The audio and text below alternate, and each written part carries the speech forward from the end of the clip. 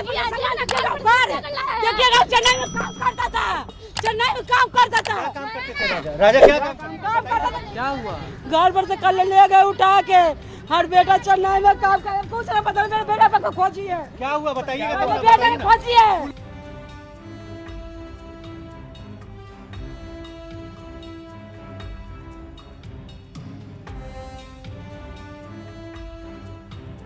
अभी अभी आपने जिस महिला को गश खाकर बेहोश होते हुए देखा, दरअसल वो उस राजा उर्फ विकास की मां है, जिसका पटना पुलिस ने मंगलवार की सुबह सुबह एनकाउंटर कर दिया है।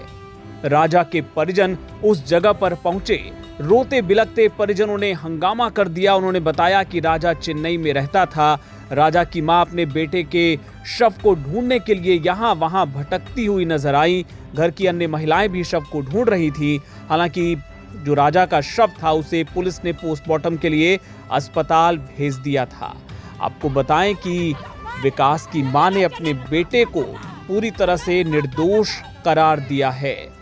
तो वहीं दूसरी तरफ विपक्षी दल भी अब इस एनकाउंटर को लेकर सवाल खड़े कर रहे हैं। आरजेडी और साथ ही सांसद पप्पू यादव ने भी इस एनकाउंटर पर सवाल उठाए हैं।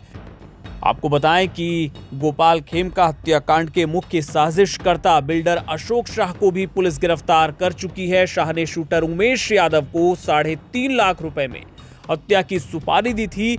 उमेश को राजा ने हथियार सप्लाई किया था, ऐसा पुलिस का दावा है। शुक्रवार देर रात गोपाल खेमका की गांधी मैदान थाना क्षेत्र स्थित उनके घर के बाहर गोलियों से भूनकर हत्या कर दी गई थी। Aim right, achieve big at KR Mangalam University. We provide you the platform to turn your dreams into reality at KR Mangalam University. Gopal Khemka और मास्टरमाइंड अशोक शाह दोनों परिचित थे और कारोबार को लेकर आपसी विवाद में हत्या की बात सामने आ रही है। आपको बताएं कि इस पूरे मामले को लेकर राजनीति अब गर्माती जा रही है। सबसे पहले शूटर उमेश को पुलिस ने सोमवार को गिरफ्तार किया था और उसकी निशानदेही पर अशोक शाह और राजा को पकड़ा गया।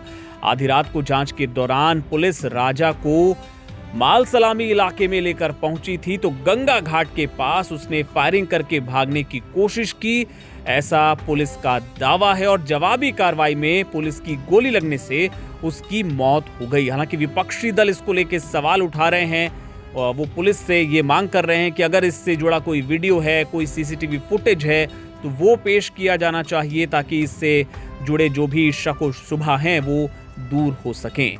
तो इससे जुड़े और भी जो अपडेट्स होंगे आगे आप तक पहुंचाते रहेंगे। आप देखते रहिए लाइव हिंदुस्तान। देखिए, मैं समझता हूं ना कि एनकाउंटर कई सच छुपा लेता है। एनकाउंटर कई दफा सत्य का भी एनकाउंटर हो जाता। वो पूरे तार पता चलने चाहिए।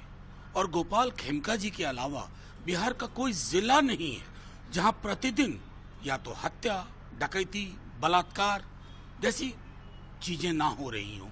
तो सरकार एक तरह से अगर आप कहें, मैं बहुत ही सॉफ्ट शब्द भी इस्तेमाल करूं तो सरकार नाम की कोई चीज नहीं है। नीतीश जी या दिल्ली दरबार चला रहा है या रिटायर्ड अधिकारी चला रहे हैं, उसकी परिणति आम लोगों के जानमाल को दांव पे लगा के किया जाता है। बिहार में प्रत्येक दिन 10 अपराध होते हैं और बिहार की राजधानी पटना में 10 अपराध प्रत्येक दिन होते हैं।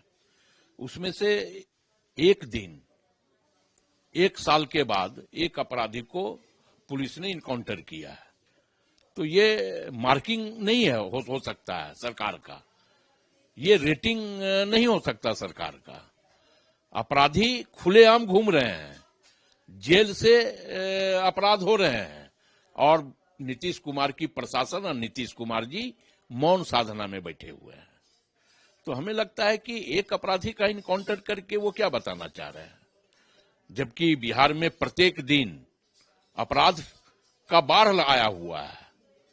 तो हमें यह लगता है कि नीतीश कुमार जी से अब बिहार संभल नहीं रहा है और जनता भी समझ चुकी है कि नीतीश कुमार फेल्योर मुख्यमंत्री साबित हो रहे हैं। भाई कोई घटना घटती है तो मुख्यमंत्री एक्ट करता है कि मुख्यमंत्री उस पर बयान देता है? अरे मुख्यमंत्री एक्ट करते हैं। और एक्ट का परिणाम दिख रहा है। जरा तेजस्वी जी अपने पिता का और माता के राज को भी जरा याद देखें ना, जहां संगठित गिरोह होता, अपराध होता था, जहां अपहरण का उद्योग चलता था, हर दूसरे तीसरे दिन अपहरण होता था, हर महीने कोई न कोई नरसंहार होता था। जरा उसको याद करें ना, भुला गए? कहां थे उस समय? तो बहुत छोटे होंगे ना, उनको कुछ याद भी नहीं होगा, और अगर याद होगा भी तो याद करना नहीं चाहते होंगे। घटना कहीं भी हो सकती है, घटना घटती है, उस पर किसी का नियंत्रण नहीं होता है, लेकिन घटना घटने के बाद त्वरित कार्रवाई करके अपराधियों को पकड़ा जाता है। जिस स्वर्गीय गोपाल खेमका जी की हत्याकांड की बात कर रहे हैं, आज सारे अपराधी पकड़ा गए, सारा उद्भेदन हो गया। लालू जी की राज में कौन सा कार्रवाई होता था? कौन सा कार्रवाई होता था? अपहरण का जब उद्योग चलता था, तरह तरह की चर्चा होती थी कि अपहरण का फिरौती का रकम कहां पर तय होता है। ये सब राज भी देखा है बिहार ने 15 साल तक, और आज भी देख रहा है। 7 बजे शाम की बात छोड़ दीजिए, सूर्यास्त होने के बाद ही कोई घर से निकलना नहीं चाहता था पूरे बिहार में। आज 12 बजे, 1 बजे, 2 बजे, 4 बजे भोर में भी बिहार के किसी कोना से किसी कोना कोई जा सकता है। देखिए चेन्नई में काम करता था, चेन्नई में काम करता था। राजा क्या काम करता था? क्या हुआ?